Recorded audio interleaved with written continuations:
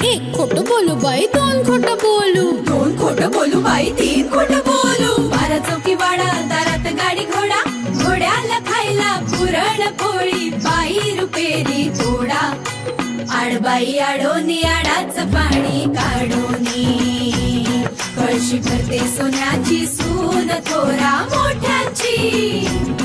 असं सासर नको ग बाई, नाव नुसतं मोठं, नाव नुसतं मोठं, ज्याचं लक्षण बारी खोट. पैलमा गणेश देवा, माझा खेळ मांडला, करीन तुझी सेवा, करीन तुझी सेवा, मला हवा करतार, चंद्रपोळी चौकडीत माझा संसार. 3 दगडांची चूल फुंकले निखारे, मुठभर जोंधळात सुख माझे सारे.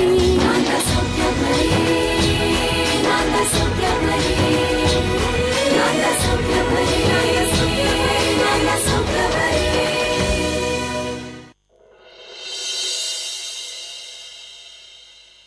दागिन्यांचं काय, त्याबद्दल तर कुणीच काही बोलत नाहीये. हो रे, माझे दागिने तुला? ते जुने दागिने नको आहेत मला.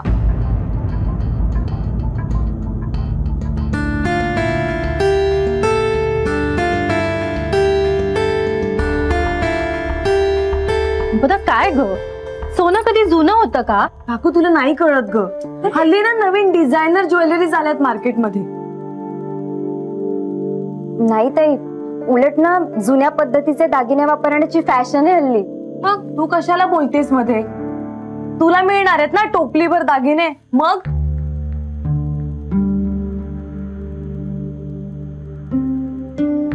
मला तर महेशने एकच मंगळसूत्र देणार असं सांगितलंय. संपदा हे बघ, मी आणि वहिनी दर महिन्याला एका सोनाराकडे काही पैसे द्यायचो, ते सुद्धा सोनं मिळेल, ते सुद्धा तू घेऊन टाक, मग तर झालं. महिन्याला 1 ते 2 ग्राम ना,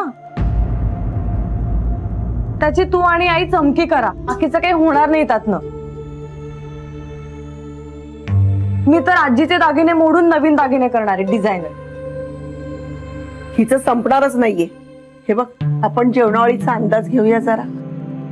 संपणार कसं नाहीये? संपदा, जे आहे त्यात आनंद मानायला शिक आणि समाधान ठेव ग मनात, मग बघ खूप मिळेल. आता हा साखरपुडा होऊन जाऊ दे, मग लग्नाचं बघूया आपण.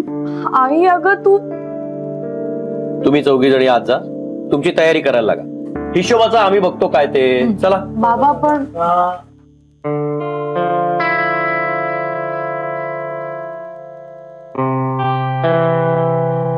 हिला कसलीच जाण नाहीये. हिने हट्ट केला म्हणून त्या देशमुखांशी बोलून आपण साखरपुड्याचं नक्की केलं, तर कशाचं समाधानच नाहीये हिला. आता तू शांत हो ना, तुलाच त्रास होईल ना. अरे काय बोलतोयस तू? हे म्हणता किती जुनाट विचार असला तरी मनामध्ये येतोच ना. देशमुखांच्या घरी ही कशी वागेल? वहिनी बोलेल तिच्याशी. आणि अनिता, आपण काढलेल्या तारखा तू वच्छी मावशींना सांगितल्यात ना? म्हणजे सांगणार होतीस तू? हो, मी कळवल्यात, त्या बोलणार आहेत ललिता ताईंशी. चल रे बाबा वसंता, आपण जरा अंदाजे जेवणावळीचा खर्च काढूया. हो, त्या आधी निमंत्रितांच्या याद्या करायला हव्यात ना, कुणाकुणाला कसं कसं बोलवायचंय. बर सांग.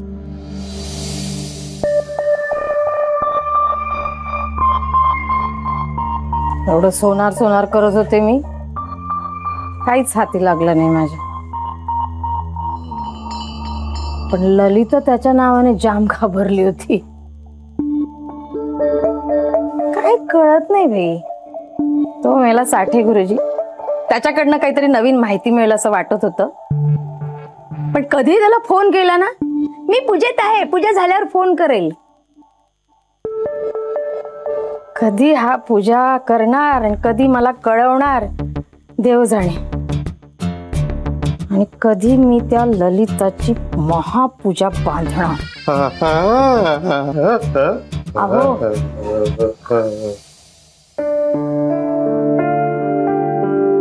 अहो,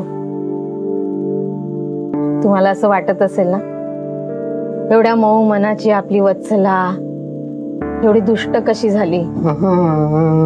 पण ती जाऊ, मी पुन्हा पुन्हा तुम्हाला सांगत नाही. साखरपुड्याच्या तारखेचं ललिताला कळवायला हवं. हा एक विरे, साखरपुडा निर्विघ्नपणे पार पाडू दे ग बाई. हाव, दोन पोरं जीवापड प्रेम करतात हो एकमेकांवर. एक विरे, त्यांना एकत्र येऊ दे ग बाई.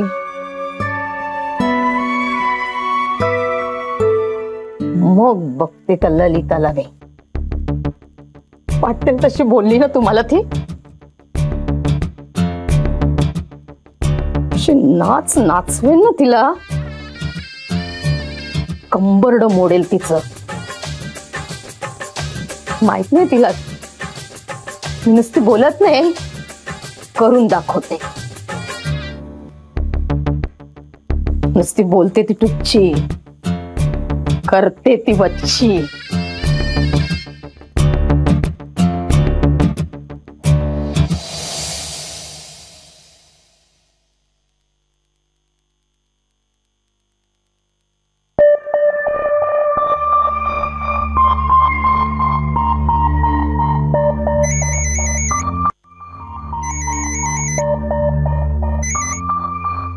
हॅलो, बोला वच्ची मावशी. हा ललिता, अगं मी साखरपुड्याच्या तारखा सांगायला फोन केला होता तुला. ठरल्या का तारखा? कुठल्या ठरल्या? 25-28 अशा काढल्यात. मी तुला लगेच SMS करते. हो, पण तारखा या महिन्याच्याच आहेत ना. चला, बरं झालं बाई. इंद्रनीलशणी यांच्याशी बोलते आणि कळवते कुठली तारीख नक्की होते ती. सगळ्यांच्या वेळा गाठायला पाहिजेत ना. हो, मी हा कॉल झाला की लगेच तुला SMS करते. काय ग, तुझा आवाज का असा भारी भारी वाटतोय? झोपलीस का अजून? झोप छे, पूजा सुद्धा झाली माझी. मग आवाज का असा वाटतोय? तब्येत बरी आहे ना तुझी? की माझ्या घरच्या प्रवासाचा थकवा अजून गेला नाहीये? नाही नाही, पोथी वाचत होते ना म्हणून जड वाटला असेल आवाज. हो का? बर, ठेवते हा ललिता फोन. ह्या बाईचं खरं काय आणि खोटं काय तेच कळत नाही. परमेश्वरा, आई बरं झालं आलीस. डोकं चेपून दे ग जरा माझं. गरमागरम चहा घ्या ना, बरं वाटेल. डोकं चेपून दिलेस तर बोट मोडणार आहेत का तुझी? डोकं चेपून देतेच मी, पण चहा घेतला असता तर.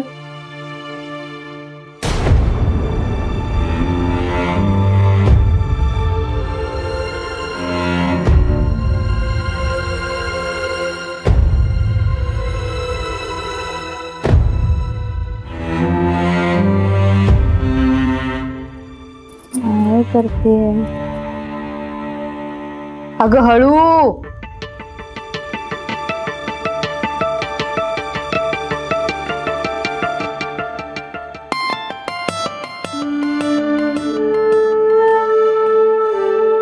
आई, बोला.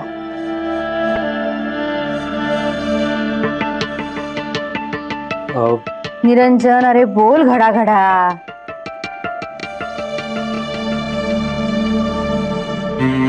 जरा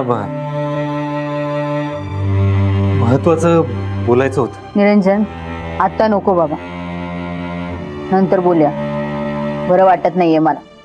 आणि साखरपुड्याची सगळी तयारी करायची, नंतर बोल.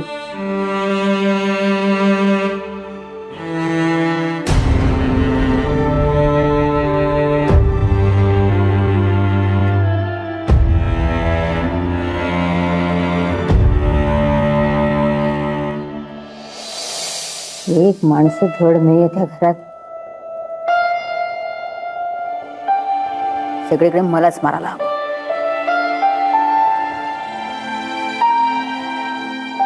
न बोलता काम चुकारपणा छान करतेस ना निलिमा तू.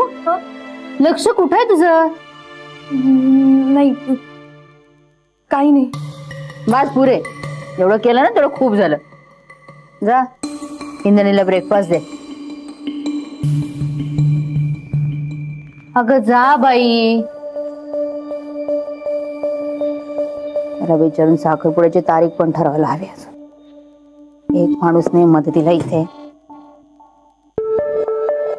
आई गं,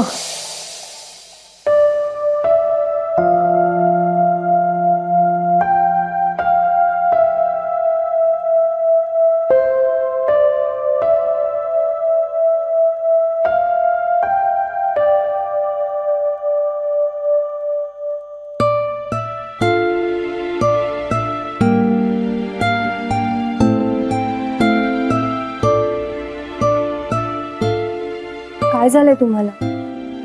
टेन्शन मध्ये दिसता. तसं टेन्शनच आहे, पण तू नको काळजी करूस, तू जा. असं कसं म्हणताय? आपल्या दोघांना एकमेकांशिवाय कोणाचा आधार आहे का?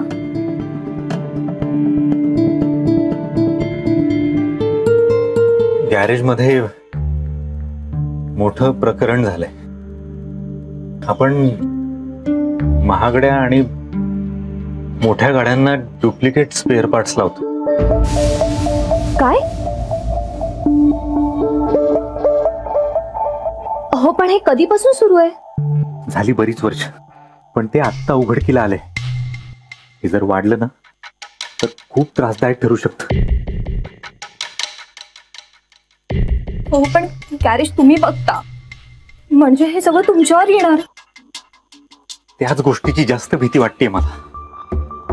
गॅरेज जरी मी बघत असलो ना तरी तिथे सगळ्या गोष्टी बाबांच्या मर्जीने होतात. आणि हेच सांगण्यासाठी आलो तुम्ही आईकडे. पण तिची तब्येत बरी नाही आणि इंद्रनीलच्या साखरपुड्याची तयारी चालू आहे, म्हणून नाही बोल. अहो, पण आईंना जेव्हा हे कळेल तेव्हा त्या खूप चिडतील तुमच्यावर. त्यापेक्षा तुम्ही सांगून टाका त्यांना. अगं आत्ता सांगितलं तरी आई मलाच बोलेल, आणि नंतर प्रकरण वाढल्यावर तिला कळलं ना तरी मलाच बोलणी ऐकून घ्यावी लागते. माझंच नशीब वाईट. असं नका ना बोल. निलिमा, खरं तेच बोलतोय मी. जहागीरदारांचा मोठा मुलगा म्हणून काहीच करू शकलो नाही. आजपर्यंत जे काही करायला घेतलं हाती अपयशच आलं. आणि अपयशी माणसावर सहजपणे ठपका ठेवता येतो.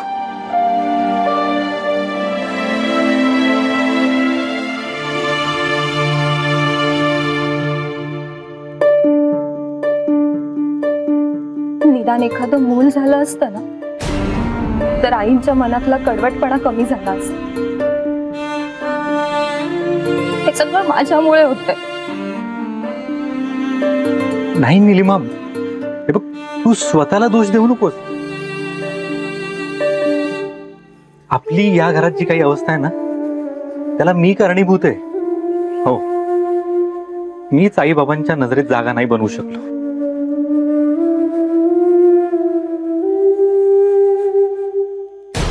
माझं हे ऐका, नका त्रास करून घे. आपण बोलू याबद्दल. मी आता आज जाते. नील भाऊजींना ब्रेकफास्ट द्यायचा. त्यांनाही निघायचं असेल ना. जातो मी, येतो थोड्या वेळाने.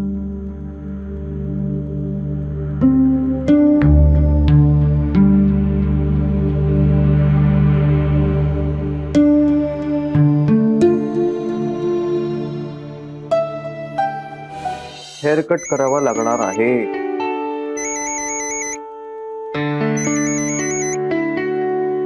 अरे वा महेश, सकाळी सकाळी आठवण काढलीस, क्या बात आहे. लग्न ठरल्याबद्दल अभिनंदन. आणि हो, आमचं लग्न ठरण्यासाठी तुम्ही दोघांनी जे काही केलं त्यासाठी खरंच खूप थँक्स यार. अरे बस काय, साडू भाई आहोत आपण. आम्ही तुमच्यासाठी एवढं नाही करायचं. बरं नील, मी ऍक्च्युली तुम्हा दोघांना डिनरसाठी इन्व्हाइट करायला फोन केलाय. तुम्ही दोघं आणि आम्ही दोघं. कसं आहे, साखरपुडा झाल्यावर लग्नाची तयारी चालू होईल आणि लग्नाची डेट जवळ आली की मग आमची अमेरिकेला जायची तयारी चालू होईल. मग असं निवांत वेळ मिळणारच नाही ना. अच्छा, डिनरचा प्लॅन आहे काय? अरे मस्त, नो प्रॉब्लेम, जाऊया ना आपण. तू एक काम कर, संपदाशी बोलून तुम्हाला वेळ कळव, मी स्वानंदीशी बोलून घेतो. हा पण जाऊया, मजा येईल. Okay done. मग मी आता फोन ठेवतो, मी करतो तुला phone. Yes, bye bye. Yes वहिनी, अरे वाह, क्या बात आहे. आई कुठे? त्यांच्या खोलीत. काय झालंय? तू उदास का दिसतेस? हे रोजच झालंय भाऊजी.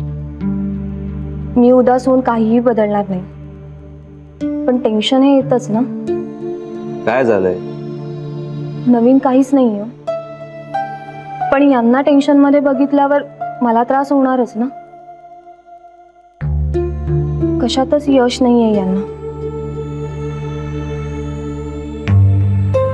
गॅरेज मध्ये काही झालंय का? काही ना काही होतच असतं ना, पण तुम्ही नका काळजी करू. साखरपुडा जवळ येतोय तुमचा, आनंदाचे क्षण येतात, त्याचं स्वागत करा. आई तारीख ठरवतातच आहेत. खाऊन घ्या आधी आणि साखरपुड्याची स्वप्न बघा. वहिनी, मी दादाशी बोलतो. मी आलेच.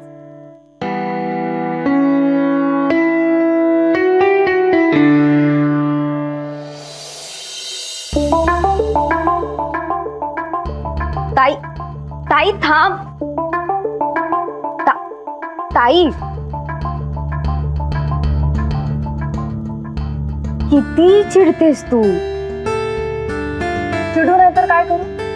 माझी इच्छा, माझी हौस, याबद्दल कोणालाच काही वाटत नाही. अगं असं कसं म्हणतेस तू?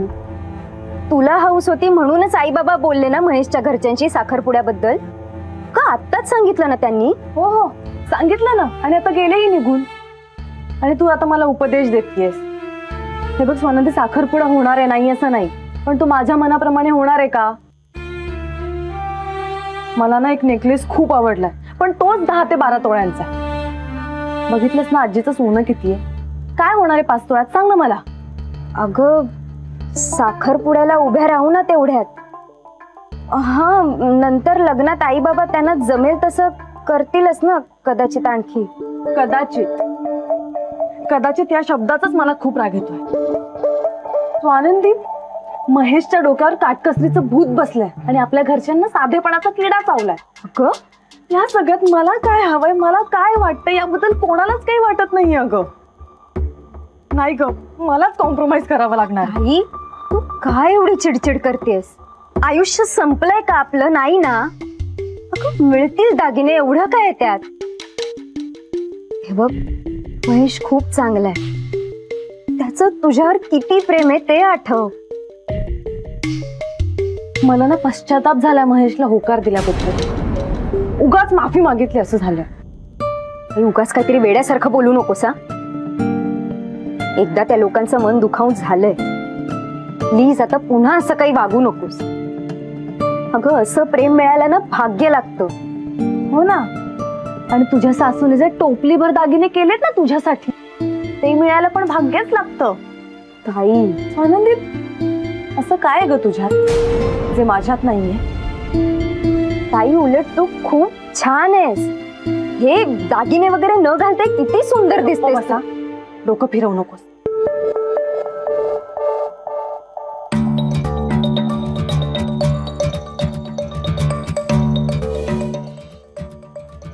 ताई, मला ना एक आयडिया सुचलीये, सांगू? दागिन्यांची? हो. मला सांग, महेश काटकसर कशासाठी करतोय?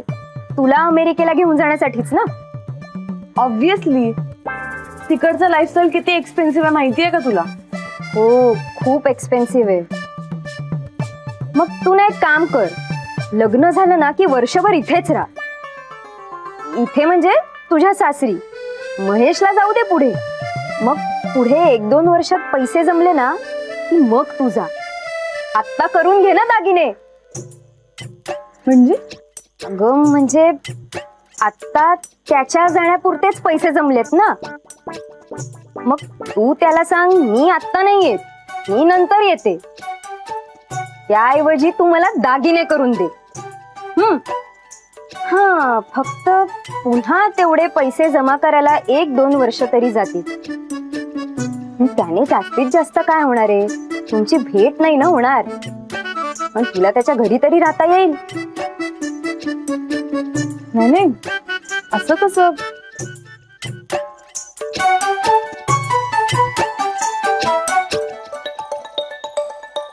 वाकड्यात गेल्याशिवाय ना कळतच नाही माझ्या ताईला.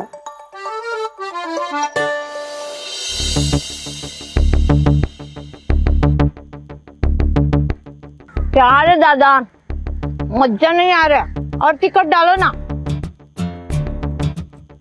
माता जी, भरी दोपहर में इतना तीखा खाएंगी तो तबीयत खराब हो जाएगा. ज्यादा मत कर.